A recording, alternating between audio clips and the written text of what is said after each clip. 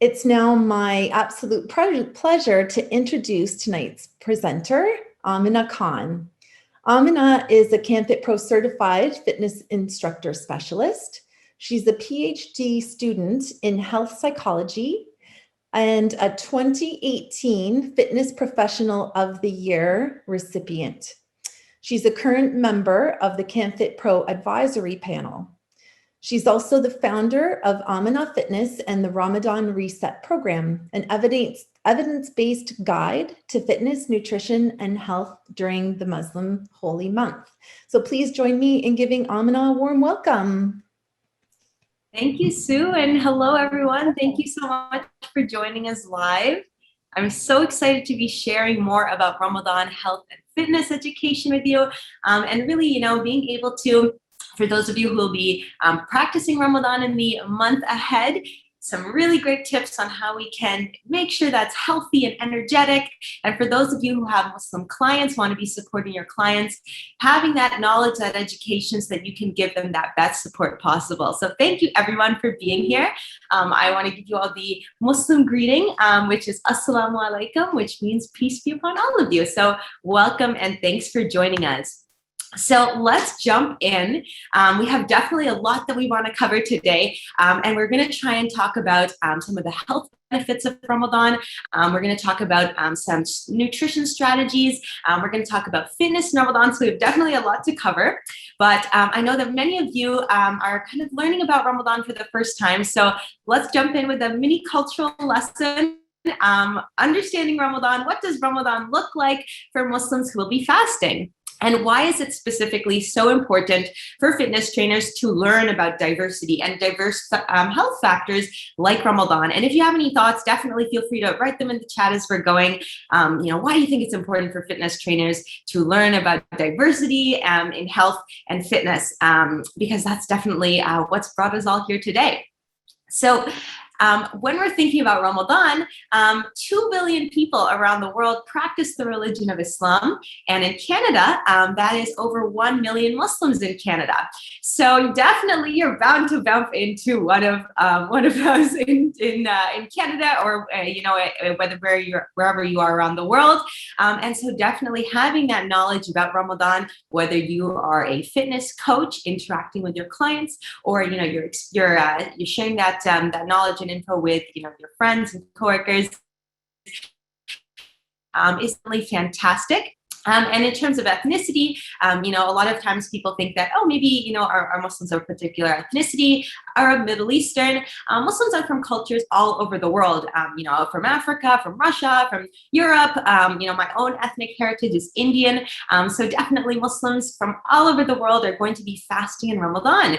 And you can imagine that when you have 2 billion people around the world who are going to be practicing, there's going to be a lot of differences in terms of their culture, in terms of their foods, in terms of how they're going to go through the month. And so you're going to find a lot of the strategies that we'll be talking about today will be really based on how we can give you principles to apply no matter what culture you're participating from. So that's super helpful. In terms of specifically what is Ramadan, Ramadan is the 9th month in the lunar calendar. And so here is a $1 million question for all of you, literally. So this is on screen, you'll see a picture of Mo Kane. He was a competitor on the 2001 Who Wants to Be a Millionaire show. And he was doing fantastic in the show. He got all the way to the final question, and his $1 million question was, how many days are in the Islamic lunar calendar? So drop a message in the chat if you can answer the question that was posed to Mo in 2001 and see what you think the answer is. So those are his options. And someone asked, please tell me if he knew. Actually, he did not know the answer. And so he called his son, he did an audience poll, and no one in the audience really knew either. Actually, there was a little bit of a split. They weren't really sure.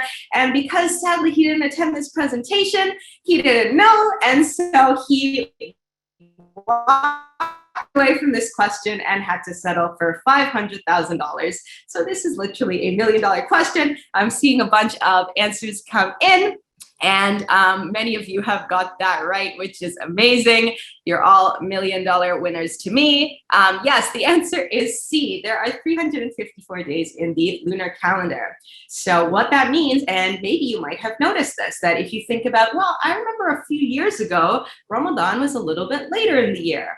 And that is because the lunar calendar is shorter. So every single year, Ramadan moves up by around 11 days. And actually, in a couple of years, because of it moving up, there will actually be 2 Ramadans in the year, because one will be in January and one will be in December. So fun fact there. And so because of that interesting, because of the Ramadan is based on the lunar calendar, we have to kind of consider that there's going to be seasonal differences.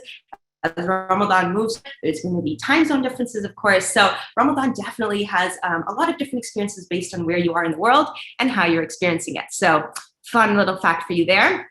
You might be wondering, why do Muslims fast in Ramadan?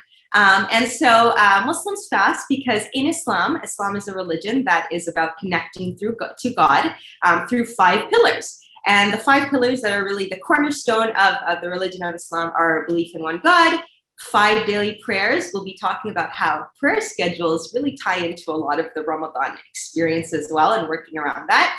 Annual charity. Muslims have to give 2.5% of their wealth every year in charity. And many people, most people will make that donation in Ramadan as well. The 4th is fasting in Ramadan, of course, which we're all here to talk about today. And then 5th is the pilgrimage to Mecca. So maybe you've heard about these 5 pillars. Ramadan is one of those key pillars. And so definitely that's why you'll have so many millions of Muslims around the world who are participating in Ramadan.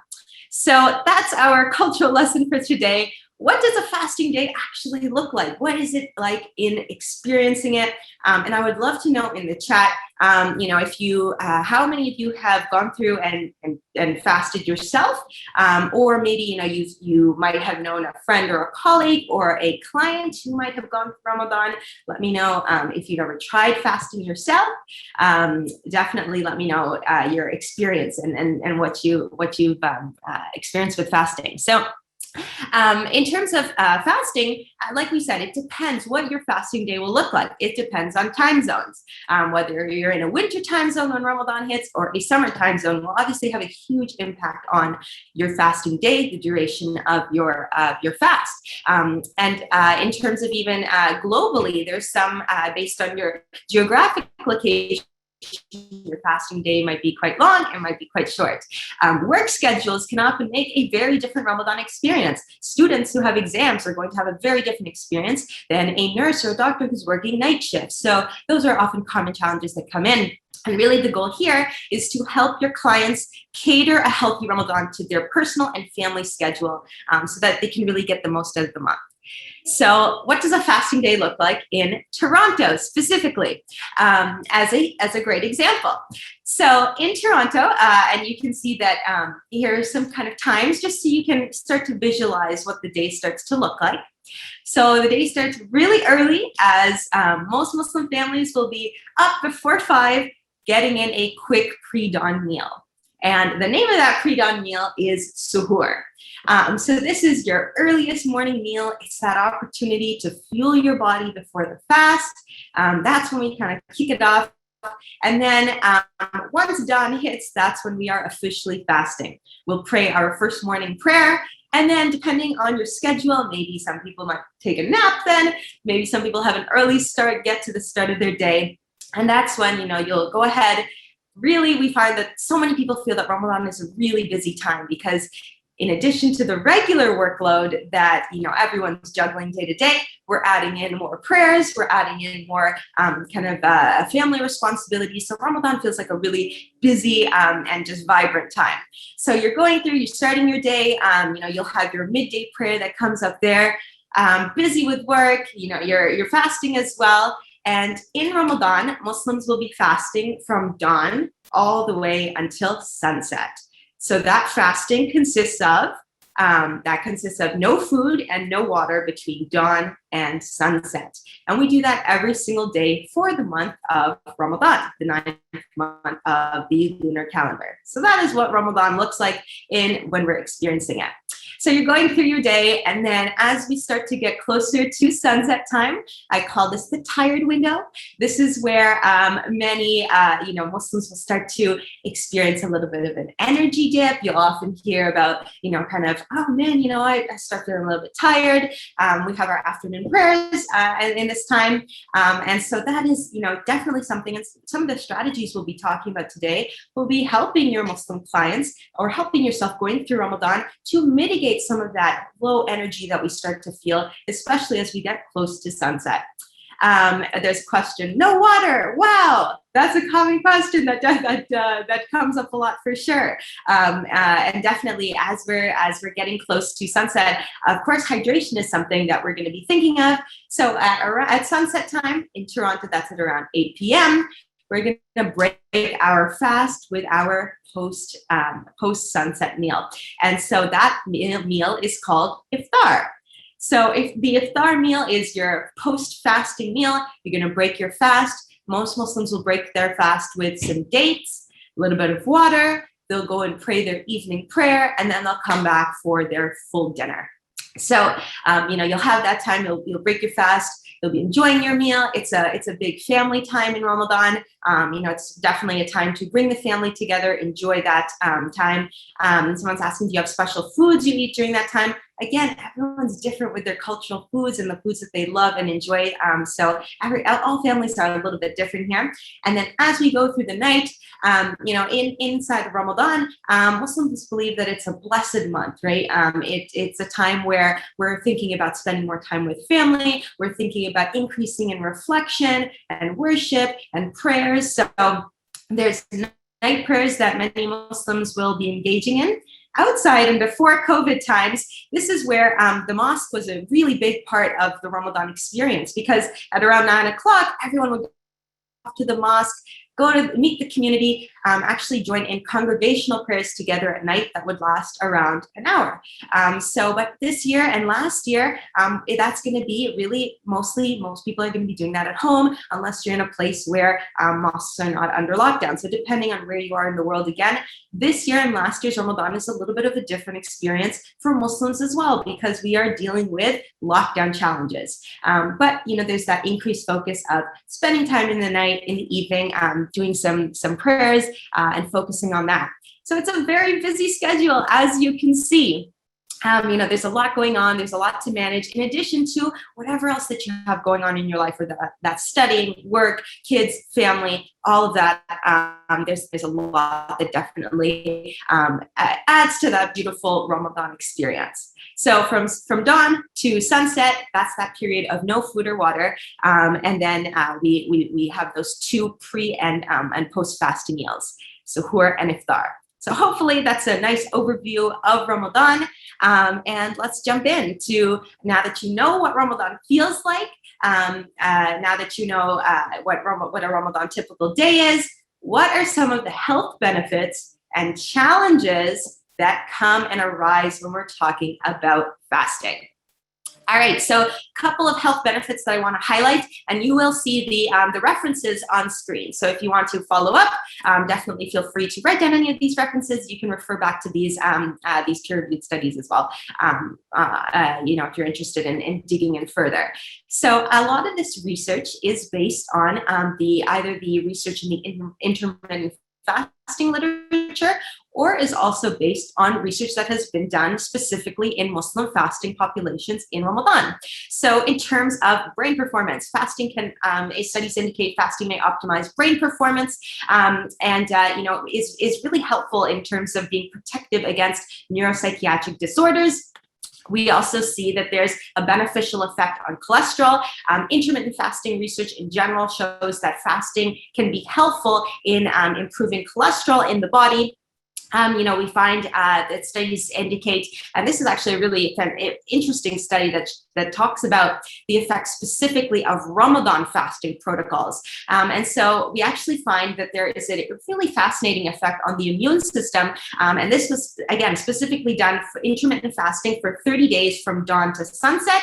And we find that there is a protective effect against obesity, diabetes, metabolic syndrome, and definitely a beneficial effect on the immune system. And examples are there on the PowerPoint if you'd like to follow up with any of these studies. So some really interesting research that's coming up there.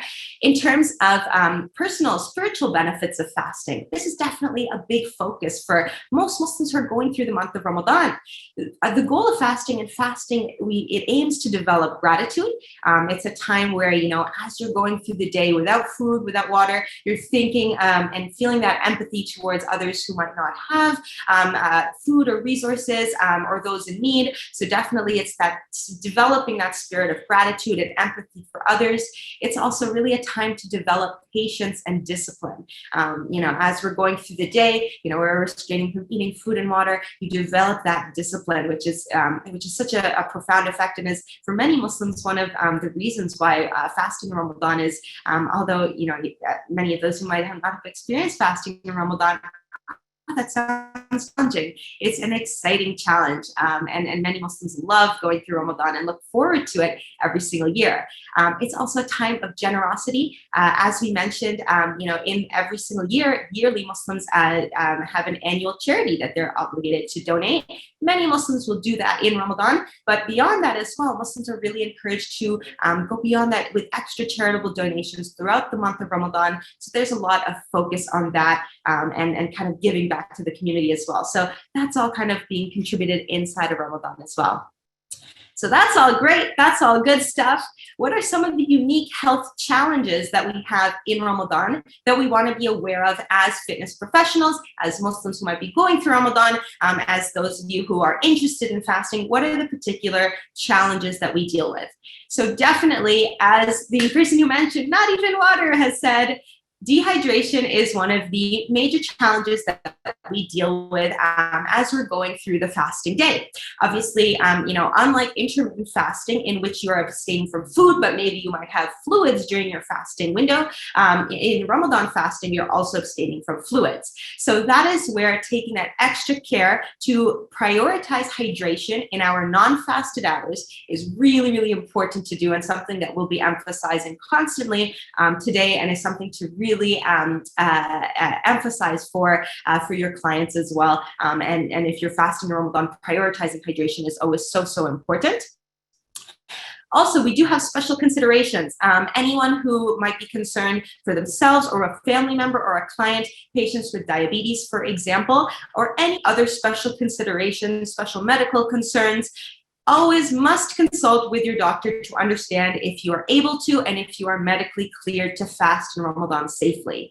Actually, in fact, for Ramadan fasting, in the case of medical risk, Muslim patients are exempt from fasting. So it's always best, please do speak to your doctor if you yourself are not sure if you're able to fast, or if you feel, if you have a client and you're not sure if they're able to, or you're just feeling that you want to liaise with other health professionals to help you in advising your clients. So always make sure to liaise with the network of health and fitness professionals around you as well.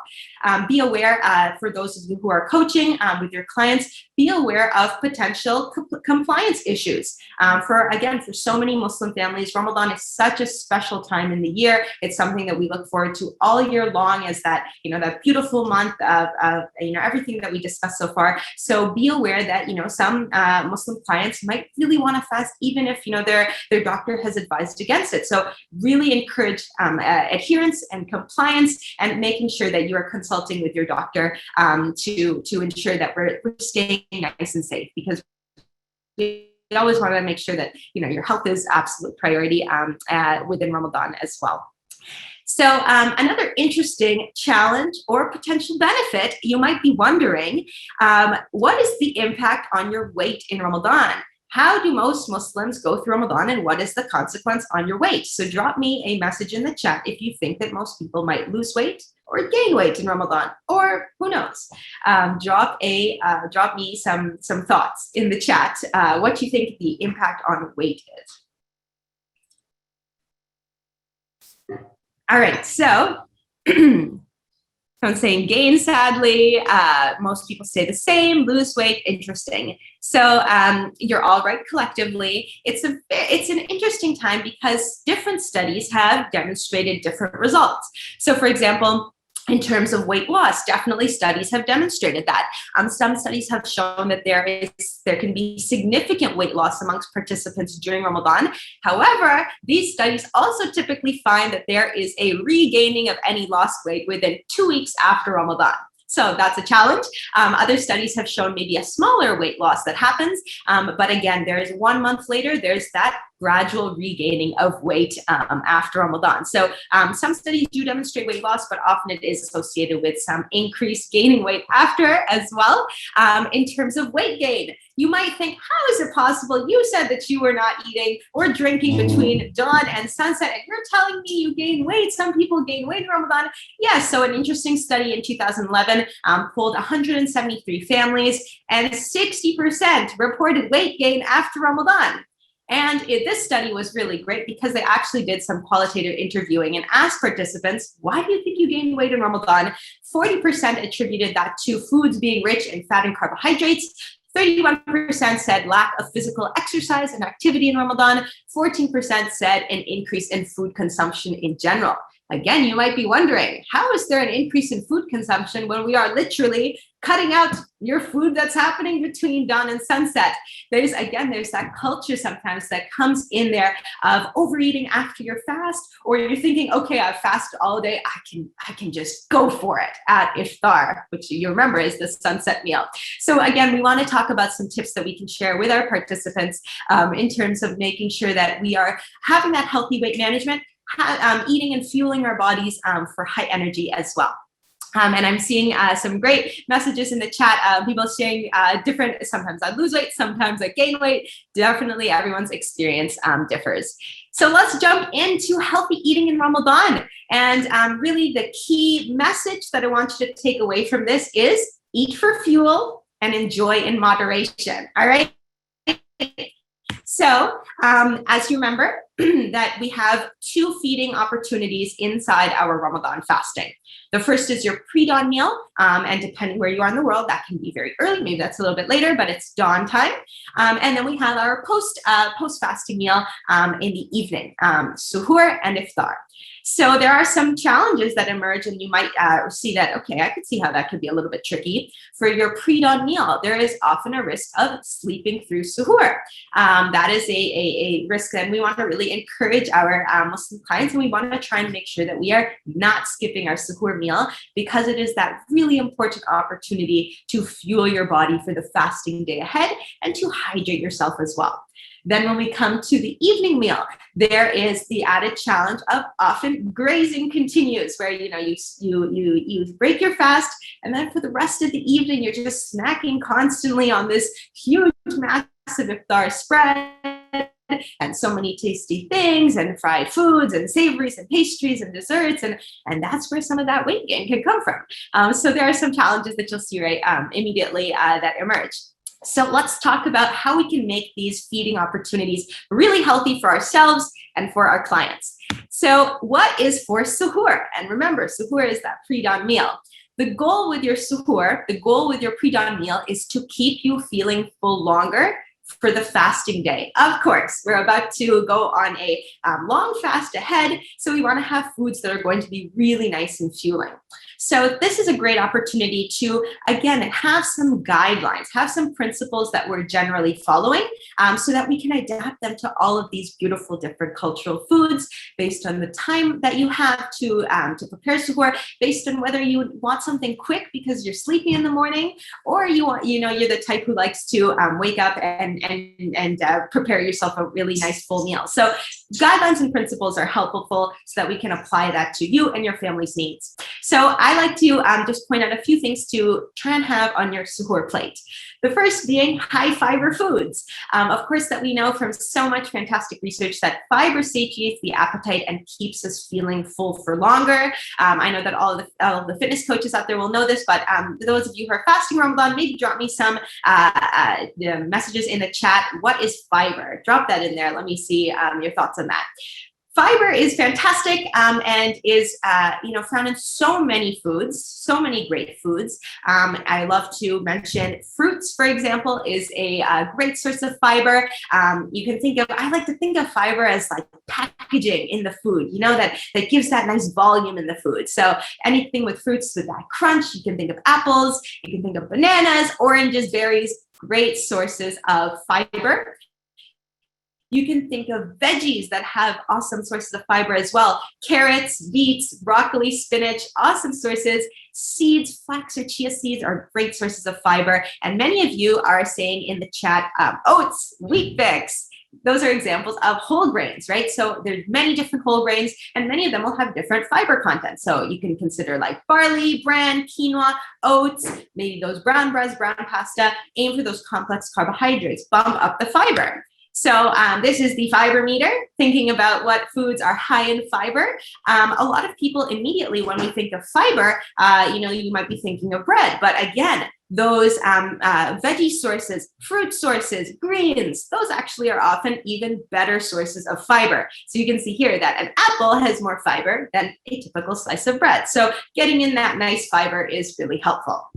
The other thing that you want to have in your suhoor plate is, and again, keeping in mind this goal, is keep you feeling full longer. High protein foods. Of course, protein will keep you feeling full longer. And one of the reasons why that happens is because ingesting protein will suppress ghrelin, the hunger hormone. And there's a really fantastic study, interesting study from 2006 that looks at the effects of a high protein breakfast on the post-meal ghrelin response, the post-meal hunger sensation, essentially. And from the study, the quote is that the most satiating macronutrient appears to be dietary protein.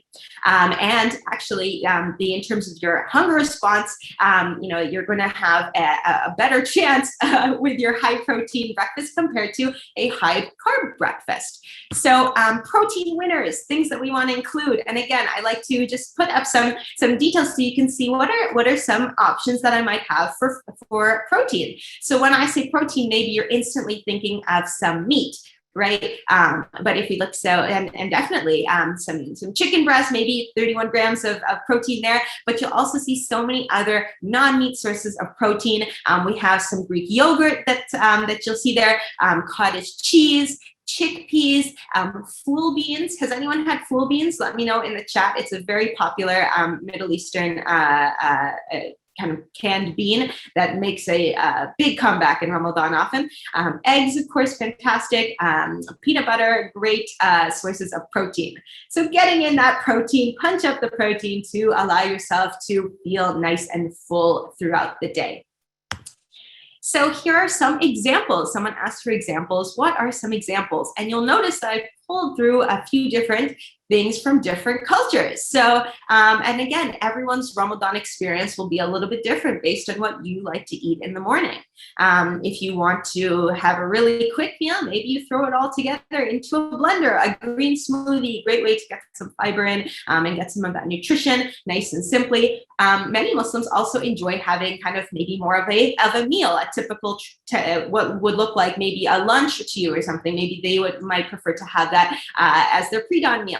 So, here we have an example, maybe like a chickpea curry, which is that fantastic protein coming in there. We have some chapatis. Let's try and make them whole grain so that, we're again boosting up that fiber. And maybe you can boost up that fiber with a little bit of greens, boost up the protein with some yogurt. So some great examples. You'll also see some in the bottom right, you'll see an example of, some ful beans, again, that beautiful protein. Maybe let's bump up that fiber with adding some tomatoes in there. And you can build out and flesh out the suhoor as much as you want, and as much as your appetite and your time and flexibility allows for you to do in the morning, depending on what you prefer. So, I think it's helpful to remember that adding things like eggs, adding things like a side salad, adding things like an apple with peanut butter can again increase the satiation that you feel from your suhoor. What I want you to look and notice in these pictures is that the suhoor meal, we're building it out a little bit. We're increasing the number of food groups that we're having, increasing the color, trying to get some greens there on your plate. So that's going to have that beautiful energy for you. What we want to avoid and kind of move away from is that kind of typical sugary cereal that isn't really going to have that fuel that's going to last you in the day. So definitely making that an experience that we're widening up our food groups in the morning, because this is your you're really at that opportunity to fuel your body. You'll notice in all of these pictures, we have 2 glasses of water. Of course, we want to be always thinking about hydration in non-fasted hours. And as a practical note, I find that the easiest way to get your hydration is to get a giant water bottle, to get a 2-liter water bottle and carry it around from the moment you break your fast to the moment you start fasting the next day, just to allow yourself to get your hydration in. Someone's asking, what about tea? Definitely, so many Muslims will love drinking their tea and their coffee at suhoor and iftar, and fluid-filled foods and other sources of fluids like tea, for example, all contribute towards your daily fluid intake. So that's fantastic, and you can definitely enjoy that. Someone's saying that they really enjoy dates and yogurt. Yep, there's so many common favorites. And so some quick tips here is to, number 1, never skip suhoor. Suhoor is really, a really good opportunity for your body. And actually, the Prophet Muhammad, peace be upon him, said that do not skip suhoor. The suhoor is a meal of blessings. Again, with that idea that the suhoor is going to energize you for the day ahead. It's your last feeding opportunity. If you miss that suhoor, you're essentially elongating the need of the duration of your fast, because you're then making your fast longer since your last meal last night. So we want to keep that suhoor there and really push yourselves to make sure that we get up, and then often if you're feeling tired, take a nap after, no problem. Again, for most Muslims, they'll be as they get started with their fast, they're going to be waking up for their morning prayer anyway. So it's really a case of just scheduling that to make sure that you have just a little bit of time to fit in your suhoor meal. We have some quick pre-made suhoor meals that are like go-to favorites, right? So to give you an idea, overnight oats. This is a popular favorite amongst the Amina Fitness community. Overnight oats that you can just put all of these ingredients into a jar. You'll have some Greek yogurt for the proteins, some almond milk, chia seeds, again, that fiber and protein is in there, some oats, some rolled oats, add some fruit of your choice, maybe some dates and apple, put it in a jar, shake it up, and you can make a whole bunch of these, put them in your fridge, let them soak up the liquid overnight, and then in the morning, you rub your sleepy eyes and you pull out your overnight oats, and you can just enjoy that with a spoon without doing anything. So that's a great one. As you can see, a lot of people in the chat are saying that, yes, oats are a big favorite. Other examples of some nice, easy go-to pre-made meals might be egg bakes, right? That you can make like a quiche style dish where, you beat up some eggs, throw in some veggies, maybe throw in some chia seeds, bake it up, and then, you have those squares in the fridge. You can just pull one out, maybe microwave it if you want it hot. Some maybe boiled eggs, you can make them in bulk in your pressure cooker. Or on the stove. All of those are great ways to have some go-to options in your fridge, so you have something healthy in there, or maybe pre-made oat muffins that again, there's this big focus on prepping in advance so that that, okay, I have a quick and healthy suhoor ready to go. And I also say an emergency suhoor. You wake up and maybe there's 2 minutes left before, your fast is starting. Maybe have, if you're someone who is a little bit of a sleepyhead, you can have, just some go-to banana with some peanut butter on it, maybe some milk with that, maybe some yogurt, maybe some almonds, maybe some dates, just some ways to have some nutrition going into you. And of course, making sure hydrate the whole time. We want to really make sure that we're going into the fast hydrated and feeling comfortable. So there's definitely so many different suhoor meals that different families love. So why don't, if you have a favorite suhoor meal, drop it in the chat so we can see what you and your family love to have at suhoor. All right. Talked a little bit about suhoor, that pre-dawn meal, and now let's talk about, and some of you are saying, oh, these look great, let's talk about the even more delicious meal that we have upcoming, which is iftar, the sunset meal. So iftar is one of the it's a time of family. It's a time of coming together. There's this great feeling of accomplishment. You've gone through your fasting day. You break your fast. Again, we often break our fast with a date, have some water. We'll go and pray our evening prayers, and then we have often a meal that's waiting for you. So, and again, what you will have depends on your family's culture, and the foods that you love to eat. So maybe that might be like a big plate of rice and some meat. Maybe that'll be some koftas. Maybe that'll be some chicken. Maybe that'll be some fish. Or lasagna. Whatever it is that your family loves. Maybe if you're a student, it looks like pizza. So. Definitely based on your current situation, your culture, your family, your life situation, what you will have will differ. And so we always want to be thinking of guidelines and principles that we can apply to the foods that you love to eat and make them just a little bit healthier. So what's for iftar will depend on your family and cultural preferences. And especially for coaches, there's the most practical way to encourage a healthy iftar is really to think about three things. Number one is to avoid fixed meal plans. This is an issue with kind of the nutrition industry as a whole, where often these, fixed meal plans, are not culturally sensitive. So instead of thinking about meal plans, we want to think about incorporating healthy principles into existing cultural foods that you love to eat that are already going to be on your family's table. Incorporating healthy principles, and also we want to think about portion control. You can absolutely enjoy all of your favorite foods, but having some simple strategies for portion control can make that manageable, and again, make sure that it's right for your body and fueling and feeling fantastic. So again, some principles we want to think of at iftar time is fluid-filled foods. We, of course, want to always be thinking about hydration. You want to rehydrate yourself after your long day of fasting. And we want to really think about, here many Muslims will have dates. They might break their fast with some soup, which is a great way, again, to rehydrate yourself with a very, nice, warm, hydrating soup. Watermelon, fluid-filled fruits are very popular as well. And typically we want to avoid, really those high sugar desserts to just be mindful of the subsequent energy crash that might result from that. So thinking about those fluid-filled foods. High fiber, again, comes up.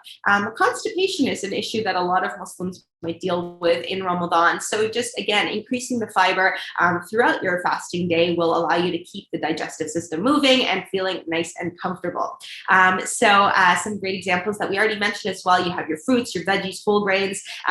Those of you who might have had it, let me know if you've ever had halim in the chat. Halim is basically like a lentil stew that's very popular in Ramadan.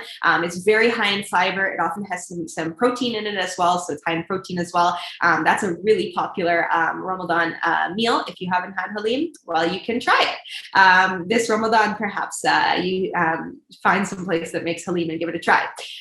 So we want to think about that high fiber at iftar for sure. Of course, we want to be thinking about those high protein foods. And again, most Muslim families don't really have an issue with getting in enough protein at iftar specifically.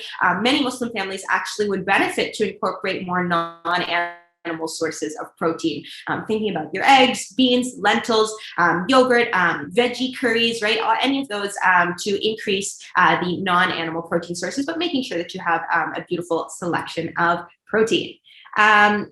And again, I always like to think about principles. So we talked about some of the things that we're looking for. Let's talk about some of the things we want to limit a little bit. And I'm not saying cut them out. I'm saying just be mindful that we want to make sure that these are included in the right amounts for your body, that we're not overdoing it, which again, many Muslims might struggle with in Ramadan. So just be mindful, have that nice mindfulness when it comes to high sugar foods. Of course, again, we know that, that those high sugar options are not going to give you that lasting energy. A really interesting study, it's an older study actually, but it was interesting because it looked at the perceived energy boost of eating a sugary snack versus going on a walk. And actually the walk was more a perceived energy boost than having some sugar. Interesting.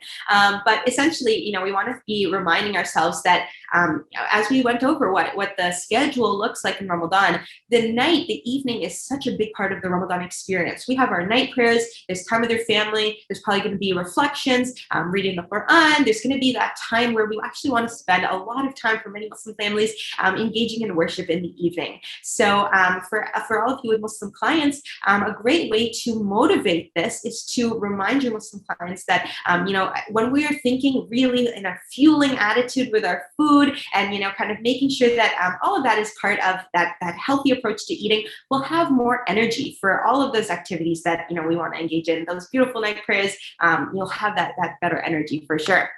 We also want to, again, just have that mindfulness, be aware that we want to be limiting deep fried foods, which make a big comeback in Ramadan. I know many people actually say that it's, I don't feel like it's Ramadan unless there's samosas. Let me know in the chat if you've ever had a samosa. I think probably most people have. So many traditional deep fried pastries, savories, they're high in caloric density and often not as nutritious as maybe some of your other homemade meals. So I like to say there's the rule of one, enjoy in moderation. Basically there's this tendency to graze, right? We said that maybe you'll have a big plate of fried foods that are out, a big plate of dessert as well, and you'll just find yourself constantly munching on those throughout the evening. And again, that's where you have that calorie imbalance that makes it difficult to have healthy weight management. So just be mindful, be noticing your habits and trends. The rule of one is a great way that definitely enjoy it, but maybe just stick to one samosa instead of 4 throughout the evening, and enjoy them as treats in addition to a healthy meal, instead of making that a fixture of the meal. So try and fill up a healthy plate first, and then add those savories, those desserts, those extra fun items as those little additions instead of the main aspect. And of course, we want to add really that mindset component as well. Mindful eating is so helpful. I know that we got a question before this webinar. How can I help clients who might be concerned about overeating in Ramadan? And so mindful eating is one of the best ways to help that process happen, right? Because in Ramadan, as you know, generosity, gratitude is such a big focus of the month. And so taking that time to just slow down, relax, and enjoy your food at iftar is really, really helpful to counteract overeating. So slow it down, enjoy the food, taste it, savor it, and as you slow it down, you'll actually find yourself, kind of eating a good amount for your body, and giving yourself that time. We also, some simple tricks, again, making sure you have your water bottle with you, drink that water, to make sure you're hydrating. And also is really helpful, I find, to put salad on your plate first. I think that for many households, we get into this food rut, especially in Ramadan, where your plate starts to look, a little bit, very just carbs and protein. And so adding in those veggies in there can be super helpful. All right, so last thing I want to share about your healthy eating is, again, thinking about simple portion control tips. So I absolutely love using the hand method as a way to just balance at your plate. If you think about your hand, a cupped palm of your hand essentially is a nice little serving of carbs. A serving of protein is equal to a deck of cards, or just the palm area of your hand. Use that and compare the foods that you're portioning out for yourself with your hands when you're putting them on your plate, just to see as you're portioning your plate out, and keep that in mind. Perhaps you've also seen this healthy plate guideline. It's the Harvard Healthy Plate. It's a fantastic resource. Again, thinking about putting veggies on your plate first, filling that up. Half of your plate with veggies is a fantastic way to avoid overeating in Ramadan. And to wrap that up, practical is always better than perfect. Practical is always better than perfect. We want to enjoy your food. We want to definitely, again, incorporate these healthy principles while still enjoying all of your favorite meals. So those are some quick tips about food and nutrition in Ramadan. Definitely, I know that there's a lot of questions that are coming up, and we'll definitely get to those really shortly. But I do just want to quickly touch upon as we're going through movement in Ramadan, and give some tips about how we can move for energy. And that's really something critical to keep in mind. That's, that key concept I want you to keep in mind in terms of coaching your Muslim clients. We want to be moving for energy inside Ramadan. So drop me a message in the chat if you have exercised before while fasting. So maybe that's, maybe you can say, okay, drop an A if you've exercised regularly while fasting before. B, you've tried a little bit, not really consistent. C, I really honestly never managed to exercise in Ramadan. If that's you, put a C. Or D, I don't think exercise in Ramadan is necessary. Let's see some answers coming in. All right, a really mixed bag. And that's really typical. We're going to have everyone based on your experience level, different experience with fitness in Ramadan. For those of you who have coaching clients, what do you think is the best approach when it comes to encouraging clients to aim for in their fitness goals in Ramadan? So maybe you think, stop working out in Ramadan entirely. It's way too dangerous. Maybe you might think, okay, shall we increase your activity? Muslim athletes do it all the time, so maybe you can too. Or maybe, you're thinking about focusing on maintaining a comfortable level of fitness and movement for high energy and vitality in Ramadan. That is definitely what we want to focus on. We want to really think about your current comfort level, your client's current level, and go based on what your current potential is, and really think about exercising and fitness for high energy and vitality. So we really want to keep that spirit and keep that mindset of exercising for energy in Ramadan. Definitely, we don't want to quit exercising within Ramadan, because definitely when we stop exercise for a prolonged period of time, we know that so many studies have shown that that results in increased negative mood, increases and feelings of fatigue. You remember back in the beginning, we said around that sunset time, we feel that tired window. And definitely getting in movement can help counteract that typical tiredness many of us feel throughout the fasting day.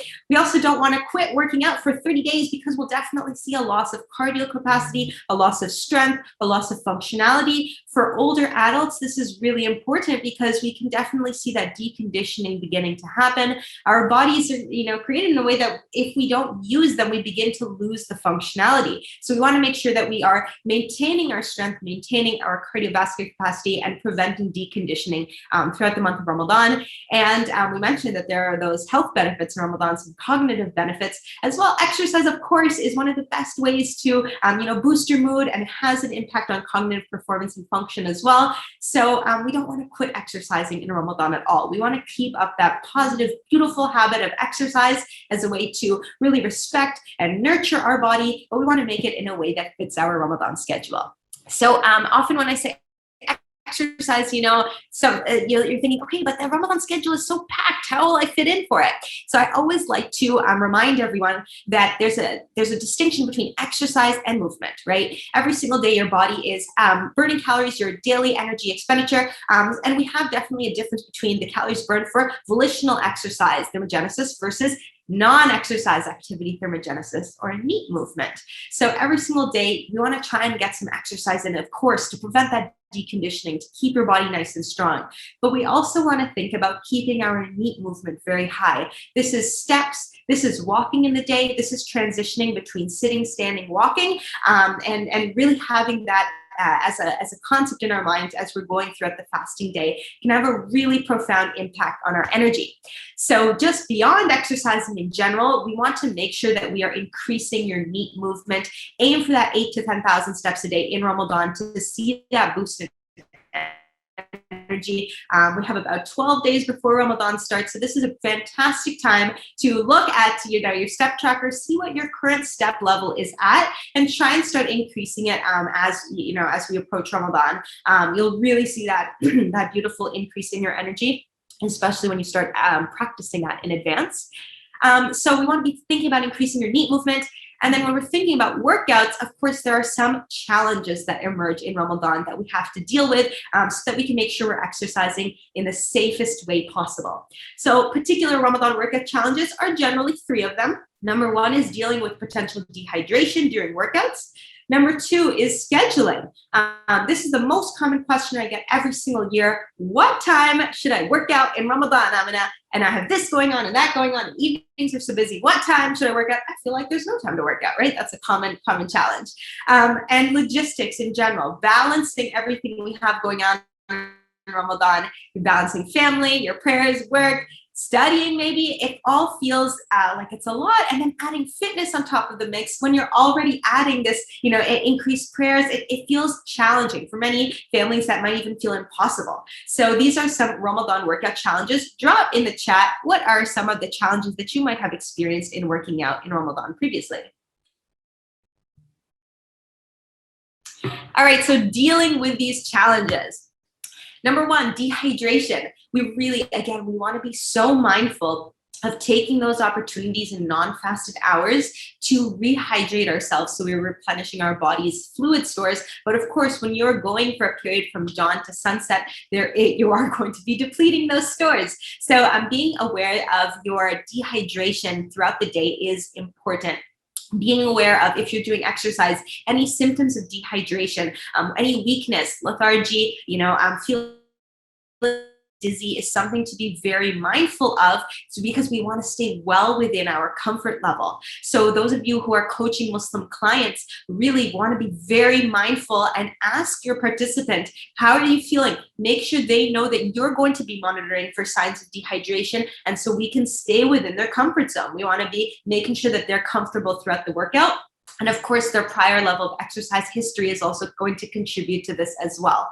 So just keeping in mind the dehydration, watching out for those symptoms and being mindful of that. In terms of when are possible times to work out, that's, again, it's the most common question. There's a couple of different times in the day that you might want to consider in terms of when you can plan it.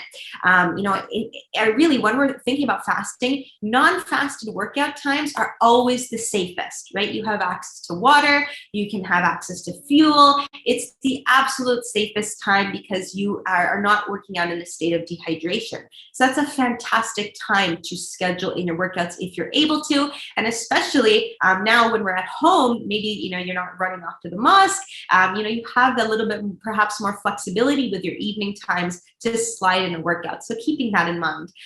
Many Muslims I know do try working out before iftar, close to iftar, 1 to 2 hours before iftar. And again, dehydration is a risk, it's a challenge, but we want to go based on your comfort level, based on your prior exercise history, what you feel comfortable and capable of and confident in doing, and staying well within your comfort zone always. So keeping in mind what are potential times, and really the key point here is that when is the best time to work out will differ based on you. Right? Look at your schedule to determine your particular windows of opportunity. Is it when your child is napping? Is it when, right after iftar time? Is it the whole family's together and you're going to do a short home workout video together? Look at your schedule to determine those windows of opportunity. Remember that non-fasted, hydrated workouts are always safer, and take advantage of this current state of Ramadan at home, in that it's easier to schedule in workouts and movement as a family. If you are thinking of fasted workouts, we want to push that as close to iftar time as possible so we can take advantage of that post-workout feeding opportunity. So find those opportunities. A short energizing workout can be done quickly and effectively in just 5 to 10 minutes at home. It doesn't need to take a lot of time. And definitely, I know that a lot of the questions are coming in and we want to get to those as well. So just last thing that I want to share, you might be thinking about what types of exercises are suitable for Ramadan. And really there's a great variety of exercises that can be suitable. And actually, really interestingly, research has shown that submaximal exercise is not affected by fasting. So this is typically the vast majority of your coaching clients who will be engaging in submaximal exercise just to keep that level of fitness up. They can definitely continue that in Ramadan. Your strength of muscular contraction is not really affected. Short duration cardio, again, not really affected. What is affected is maximal exercise and long duration exercise. So I'm not thinking of getting my best run time or my best lift or my best records in Ramadan. I'm really thinking again about exercising for high energy. And then after Ramadan, of course, you can get back to working on those personal bests for sure. So there's that mindset shift that we have while fasting.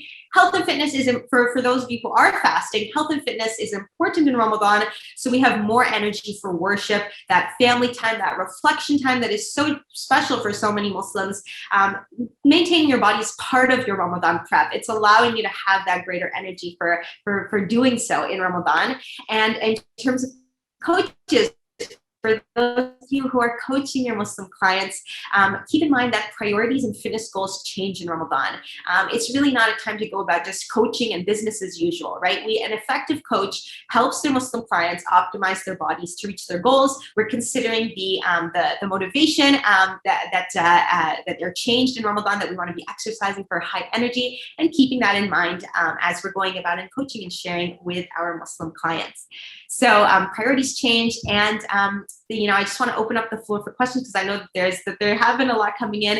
What are potential Ramadan struggles that you might have experienced? What do you think your clients might have experienced? And definitely taking that opportunity to share that experience of a healthy Ramadan with you and your family and your clients. I really hope that that's something that we can take away from this year. Thank you, Amina. So much amazing information. Thank you so much. And many questions, and many of them you were answering as you went. But a question that came up is there a Ramadan accountability and support group that people could join, whether they are Muslim or not? Definitely. And I would love to invite those of you who might be fasting or just interested to check out, our Ramadan Reset community. We have a fantastic community of everyone who's going through that struggle together and planning out your healthy meals. So definitely do join us as we go through our Ramadan Reset. And so I believe that Beth did put your contact information for that in the chat, right? So that would be great. Okay, we have time, unfortunately, just for one more question. And apologies if I mispronounce your name, but Faria is asking, do you have any suggestions for helping to convince parents or elders who are very traditional in their approaches to the nutrition, to convince them to perhaps change some of the habits towards more healthier habits? Yes, that's a fantastic question. Because again, many of us were coming from these cultural backgrounds where, again, overeating might be a little bit of a norm, right? Especially when it comes to Ramadan. So I think that really taking those principles that we discussed and really breaking it down so it doesn't feel like a complete overhaul. Like if you come and say, we're only having salad and chicken for iftar, nobody's in your family is going to want to do that. So, really, making it just part of the family's experience. We're enjoying all of the same foods, maybe discussing those portion control guidelines, showing the hand portions, with elders in the family, so that, we're realizing that it's all of the same things that we're doing, but just in a way that fits your body. So just keeping that in mind. That's great. Thank you so much. Just a few things before we wrap up. A little reminder that there will be a CEC quiz available for purchase from this session in your CanFitPro member portal, and there will be a replay that will be sent out tomorrow in case you wanted to watch and catch any details. There was so much amazing information. I'd also like to highlight that the CanFitPro 2021 online FitPro event is taking place on Saturday, April 10th. There will be over 20 sessions of relevant and timely topics, and there are education tracks in group fitness, personal training, technology, as well as business and leadership. So that event is $99 plus tax, or you can save when you purchase the All Access Pass, which gives you access to the 3 upcoming CanFitPro events, which are the FitPro event, as well as the business event in May, and the Global Fitness Conference and Trade Show in August. I'd also like to add that the fitness industry is in need of more personal trainers and fitness instructors, as well as healthy eating coaches. And right now you can save 25% off the price of a certification package with the code RELAUNCH21. Hopefully somebody can pop that into the chat. It's uppercase and no space. My next FIS course is running May 5th to June 2nd. So I'd be happy to see you, love to see you there. There are other courses as well that run. So those are all listed on the CanFitPro website. A big thank you to Amina, our presenter, for sharing this incredible education with us. And thank you everyone for attending. And for those of you who are observing Ramadan this week, Ramadan Mubarak. And Yes. happy and healthy Ramadan. There, I've been practicing. Thank you so much. Amazing. I love that. Yes, I want to wish everyone who's practicing Ramadan to have a very healthy Ramadan, a very happy Ramadan with your family. And also thank you so much to all of the coaches who joined this session, to empower your Muslim clients to go through a healthy Ramadan. I think that's a really much appreciated gesture. In terms of increasing that inclusivity within your fitness practice. So thank you for taking that time out to learn a little bit about Ramadan, and I hope you found it beneficial. Thank you, everyone. Good night. Thank you.